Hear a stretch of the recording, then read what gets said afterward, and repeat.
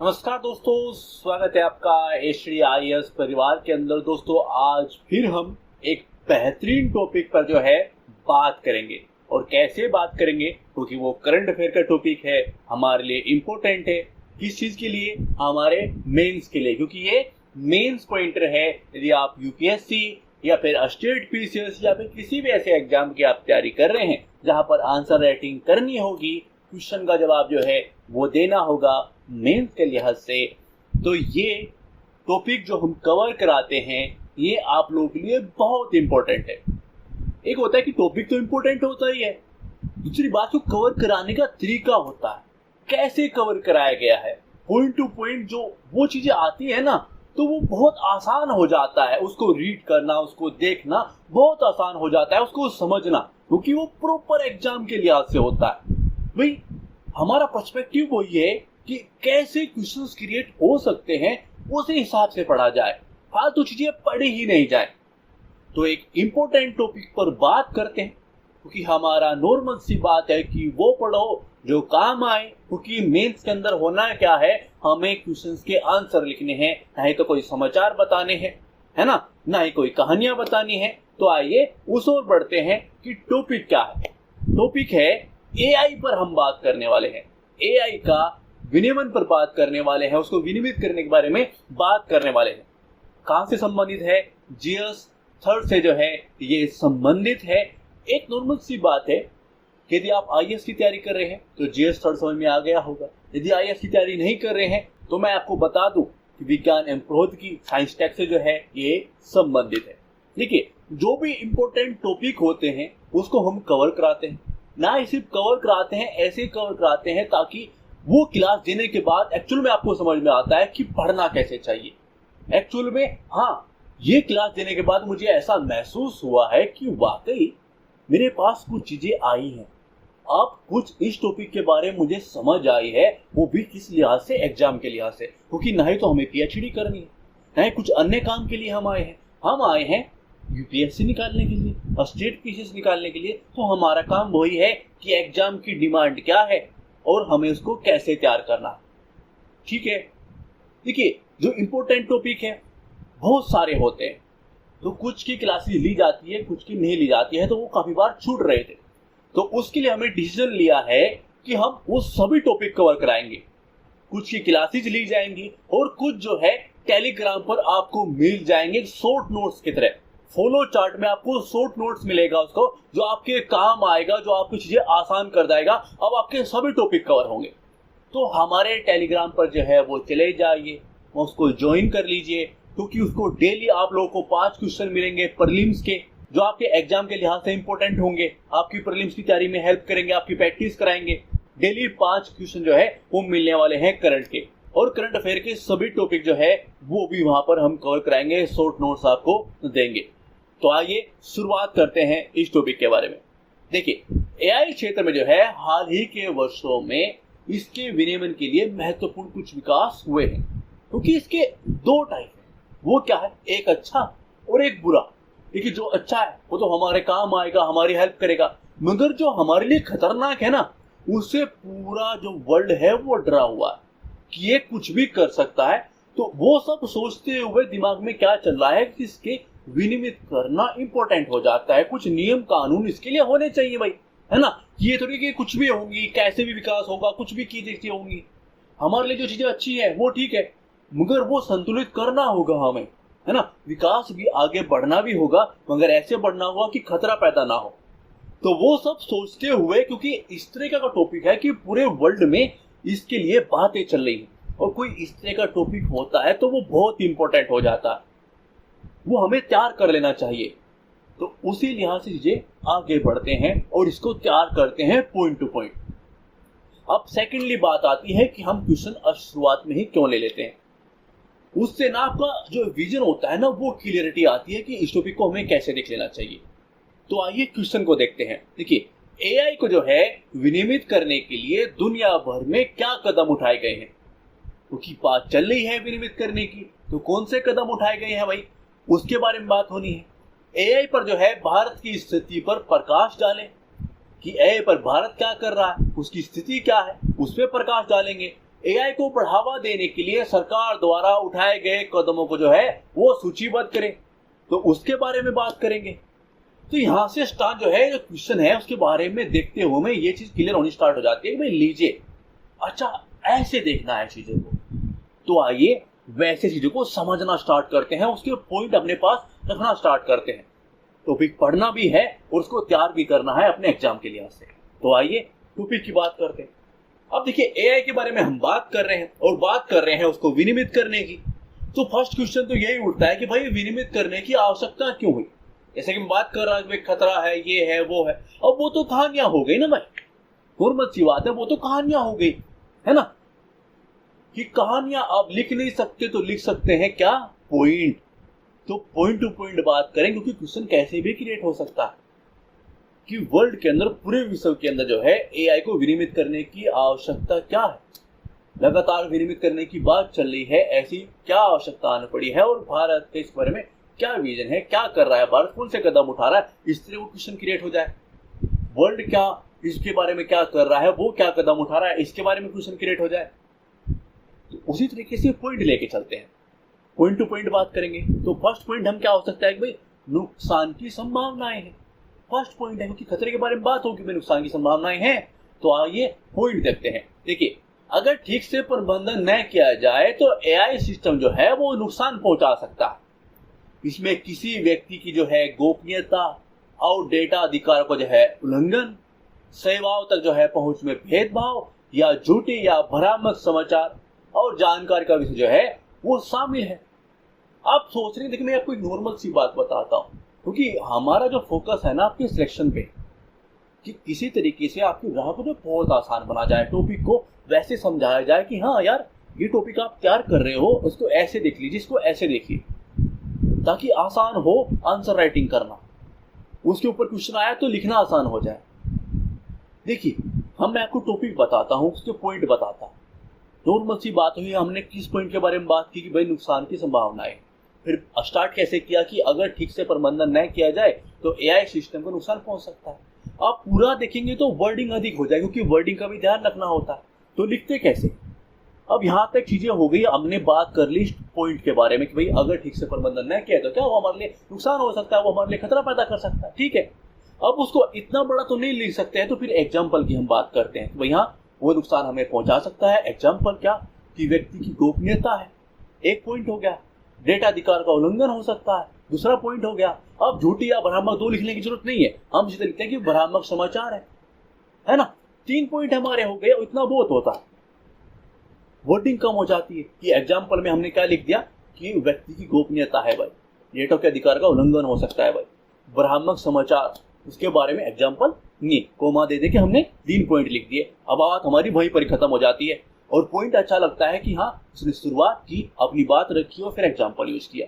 ठीक है, बस यहीं से चीजें खत्म हो जाएंगी। आइए अगला पॉइंट देखते हैं, जोखिम प्रबंधन। देखिए एआई के विभिन्न अनुप्रयोग, प्रौद्योगिकी और तैनाती के संदर्भ के आधार पर गंभीरता विभिन्न स्तरों पर जो है अलग अलग समय सीमा पर जो है अलग अलग प्रकार के जोखिम जो है वो पैदा कर सकता है। हम अभी बता रहे हैं कि एआई को हम हथियार के रूप में भी यूज कर सकते हैं। भाई हाँ, उससे हथियार चीजें होने लगे कि वो खुद ही वो उस चीज को विकसित करने लगे। हम उसको बोल भी नहीं रहे हैं, उसको नहीं चाहते हैं कि वो उसे कुछ विकसित करे, मगर वो कर रहा है। बहुत सारे खतरे जो है वो अलग अलग तरीके से पैदा कर सकता है, तो इसलिए इस चीज की आवश्यकता है, वो हम बता रहे हैं, अपने पॉइंट रख रहे हैं। ठीक है, अगला पॉइंट क्या है कि विश्वास और पारदर्शिता की बात हम रख सकते हैं, क्योंकि एआई हमारे वास्तविकता जो है समझने के तरीकों को प्रभावित करता है, जो विश्वास के मुद्दे पैदा कर सकता है। यदि हम किसी मशीन या मानव द्वारा लिखी गई किसी चीज के भीतर अंतर नहीं बता सकते तो हम बहुत ही भ्रमित दुनिया में होंगे। हमारे साथ क्या हो रहा है हमें पता ही नहीं चलेगा, है ना। और अगला पॉइंट हमारा क्या कि हम कार्यबल के जो है प्रतिकूल प्रभाव वो डाल सकता है, उस पर बात कर सकते हैं कि एआई में जो है श्रम बाजार को बाधित करने की क्षमता है, विशेष रूप से जो है विकासशील और कम विकसित देशों में जो है, जिसमें उनका श्रम बाजार ऐसी प्रणालियों के उपयोग के प्रति अधिक संवेदनशील हो जाएगा। किसकी बात की, कार्यबल की हमने बात की, भाई उसको भी प्रतिकूल इफेक्ट जो है वो कर सकता है। इसलिए हम ये सभी पॉइंट बताते हुए ये बात सिद्ध करने का प्रयास कर रहे हैं कि हमें इसकी आवश्यकता है, इसको विनियमित करने की आवश्यकता है। ठीक है, हमारा प्रस्तुतिकरण फ्लो चार्ट में हमारे दिमाग में वैसी चीजें चलेंगी तो उसका यूज करने की हमें हैबिट हो जाएगी, आदत पड़ जाती है तो चीजें आसान हो जाती है उसको यूज करना। ठीक है, तो पॉइंट हो गया कि भाई क्यों जरूरत है। अगला पॉइंट क्या है कि भाई एएनएम की जरूरत तो है, चलो हमें ये बात समझ में आ गई। तो वर्ल्ड इस पे क्या कर रहा है आइए वो देखते हैं। दृष्टिकोण क्या है विभिन्न कंट्रीज का। देखिए एआई पर संयुक्त राष्ट्र का प्रस्ताव। देखिए संयुक्त राष्ट्र ने क्या बोला है कि एआई सिस्टम से जुड़े जोखिम और जिम्मेदार का उपयोग बढ़ावा देने की तत्काल आवश्यकताओं को स्वीकार किया है। वो मानता है इस चीज को कि एआई सिस्टम जो है अनैतिक और अनुचित उपयोग जो है एसडीजी की उपलब्धियों में बाधा बन सकता है। अब यहाँ से एक पॉइंट नोट कीजिएगा कि अपनी बात रखने के बाद जो है, पहले वहां पर चीजें हो गई हैं, मगर अपनी रखने के बाद उसने क्या किया कि एसडीजी की उपलब्धता में बाधा डाल सकता है। जो हमारा टारगेट है 2030 में, उसी में हो सकता है कि बाधा बन जाए, है ना। तो बस उतना पॉइंट ले लीजिएगा उस चीज के बारे में। अगला क्या है कि यह विशेष रूप से विकासशील और अल्प विकसित देशों में जो है कार्यबल पर एआई के संभावित प्रतिकूल प्रभाव पर प्रकाश डालता है। अभी हमें नॉर्मल बात की कि भाई कार्यबल पर प्रतिकूल प्रभाव डाल सकता है, बस पॉइंट यही तो है कि हमारे कार्यबल पर जो है प्रतिकूल इफेक्ट कर सकता है। बस यही 3 वर्ड्स जो है वो यूज कर लेना। इसके बाद इतना बड़ा लिखने की जरूरत नहीं होती है, ये समझाने के लिए है। ठीक है, अगला पॉइंट क्या है, यूरोपीय संघ का एआई अधिनियम। ये चर्चाओं के अंदर था बहुत, तो उसका यूज करते हैं पॉइंट के रूप में। ठीक है, यह एआई सिस्टम को जो है नियंत्रित करने वाले नियम और विनियम स्थापित करता है। क्या नियम और विनियम स्थापित करता है।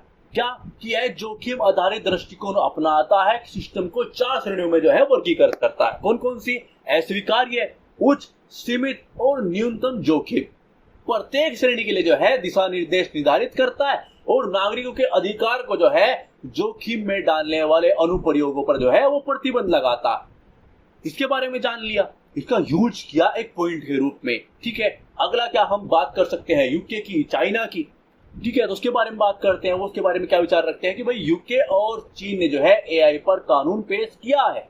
हालांकि इन विनियमों की जो है विशेषताएं अलग अलग हैं। वे एआई प्रौद्योगिकी की निगरानी और नियंत्रण की आवश्यकता को साझा मान्यता को दर्शाते हैं।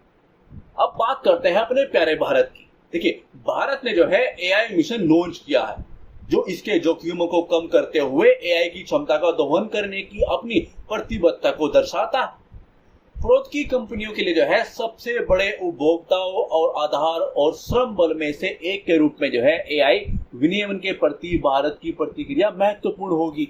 ठीक है, तो अपने पॉइंट और उसको शॉर्ट में लिखना है, शॉर्ट में यूज करना है। बस हम समझाने के लिए चीजों को बात करते हैं, कैसे करना है मैं लगातार आपको बता रहा हूँ। ठीक है, बस वो पॉइंट टू पॉइंट आपके पास हो तो चीजें आसान हो जाएंगी। आगे बढ़ते हैं। अब बात करते हैं कि बात तो चल रही है कि भाई एआई को विनियमित किया जाए। ठीक है, विनियमित करेंगे, मगर हमारे सामने चुनौतियां तो हो सकती है ना कि उसको विनियमित करने के लिए। तो वो क्या है, आइए उस पर बात करते हैं, उसके पॉइंट पे बात करते हैं। देखिए क्षेत्र लगातार विकसित हो रहा है, किसका? एआई का, है ना, जिससे जो है भविष्य प्रूफ नियम लिखना जो है वो मुश्किल हो गया है। फर्स्ट चुनौती हमारे सामने लिखना, वो इस सीधा डायरेक्ट लिख सकते हो आप, इसका सीधा यूज कर सकते हो। जो चुनौती मैं दे रहा हूँ उसका आप सीधा यूज कर सकते हो। ठीक है, अगला पॉइंट हमारा क्या हो सकता है कि प्रभावी एआई विनियमन के लिए जो है खंडित परिदृश्य से बचने के लिए अंतरराष्ट्रीय सहयोग की हमें आवश्यकता है। ठीक है, अगला पॉइंट क्या है कि नवाचार को बढ़ावा देने और सुरक्षा सुनिश्चित करने के बीच जो है संतुलन बनाना एक चुनौती हमारे सामने है कि उस चीज में बढ़ावा भी देना है, विकास भी जाना है। हमें एक दृष्टिकोण अपनाना है कि भाई ना तो हमारे लिए वो जो है वो हमारे लिए खतरा बने, मगर हाँ उसके अंदर लगातार हमें उसको विकसित भी करना। तो वो एक उसको संतुलन में लेके आना, वो हमारे सामने क्या है, वो हमारे सामने एक चुनौती है। एआई की जो है कोई सर्वमान्य परिभाषा नहीं है, इससे क्या है, इसे प्रभावी ढंग से विनियमित करना एक मुश्किल हो जाता है। तो इसका आप सीधा यूज कर सकते हो। ये चुनौती के 4 पॉइंट है, सीधा यूज कर लीजिएगा। आइए आगे बढ़ते हैं। अब बात करते हैं आगे के रास्ता, वो क्या होना चाहिए। देखिए पॉइंट टू पॉइंट बात करेंगे। देखिए व्यापक और लचीला नियामक ढांचा स्थापित करें। सरकार को स्पष्ट दिशा निर्देश और कानून विकसित करने चाहिए जो डेटा गोपनीयता और एल्गोरिथम पारदर्शिता, जवाबदेही और संभावित पूर्वाग्रह सहित एआई के विभिन्न पहलुओं को संभावित करें। ठीक है, अंतर्राष्ट्रीय सहयोग की हमें अभी बात की है, उसको हमें बढ़ावा देना चाहिए। एक जो है वैश्विक प्रकृति और इससे संभावित प्रभाव को देखते हुए जो है सभी देश, इसमें G7 हो सकता है, जिनके पास भी पावर है उस चीज पे काम करना चाहिए, उस चीज पर जो है बात करनी चाहिए, देखना चाहिए हम क्या चीजें अपना सकते हैं, आपस में बैठ के जो है एक दूसरे का सहयोग करना चाहिए। ठीक है, अगला पॉइंट हम क्या हो सकते हैं, उद्योग एवं सब नियमन को प्रोत्साहित करें। देखिए एआई जो है विकास में शामिल कंपनियों को अपनी प्रौद्योगिकियों के नैतिक जिम्मेदार उपयोग को जो है वो सुनिश्चित करने की जिम्मेदारी लेनी चाहिए। ऐसा नहीं कि आप कुछ भी करेंगे जो आगे जाके हमारे लिए खतरा पैदा है, तो उसके ऊपर उनको जिम्मेदारी लेनी चाहिए। ठीक है, हमारा पॉइंट भी हो गया। अगले हम बात क्या कर सकते हैं कि भाई एआई जो है अनुसंधान और शिक्षा में निवेश, ये हमारा पॉइंट हो सकता है कि जो सरकार है शैक्षणिक संस्थाओं और उद्योग हितधारकों को एआई के क्षेत्र में जो है अनुसंधान एवं विकास और शिक्षा के लिए जो है संसाधन आवंटित करने चाहिए। ठीक है, ये 4 पॉइंट जो है ये होंगे। आगे की रास्ते की हम बात करना चाहेंगे तो इस तरह से रख सकते हैं अपने पॉइंट। हम बात करेंगे कि हमारे सामने भाई हम विनिमित करने की बात करें कि पूरे वर्ल्ड के अंदर ये बात चल रही है, तो इस तरह का टॉपिक बहुत इंपॉर्टेंट हो जाता है, हमें उसको तैयार कर लेना चाहिए। ठीक है, तो चुनौती की बात करेंगे तो आप सीधा डायरेक्टली लिख सकते हैं और ये चुनौती के बारे में आप बात कर सकते हैं। हम बात कर सकते हैं दृष्टिकोण की, वो किसी की वर्ल्ड में क्या दृष्टिकोण है, क्या चीजें हैं। ठीक है, तो ये हमारे पॉइंट हो सकते हैं। बात करें भाई विनिमित करने की बात चल रही है तो उसकी आवश्यकता ही क्यों है, तो इसलिए आवश्यकता है, ये 4 पॉइंट हो गए। और उनको शॉर्ट कैसे करना है वो मैंने आपको बता दिया है।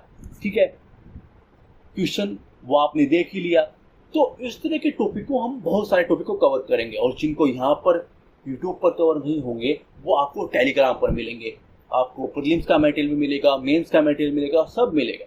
ठीक है, तो प्लीज वीडियो को लाइक कर दीजिएगा, चैनल को सब्सक्राइब कर लीजिए और कमेंट कीजिए प्यारे प्यारे, और प्लीज वीडियो को शेयर कीजिए। थैंक्स फॉर वॉचिंग, धन्यवाद।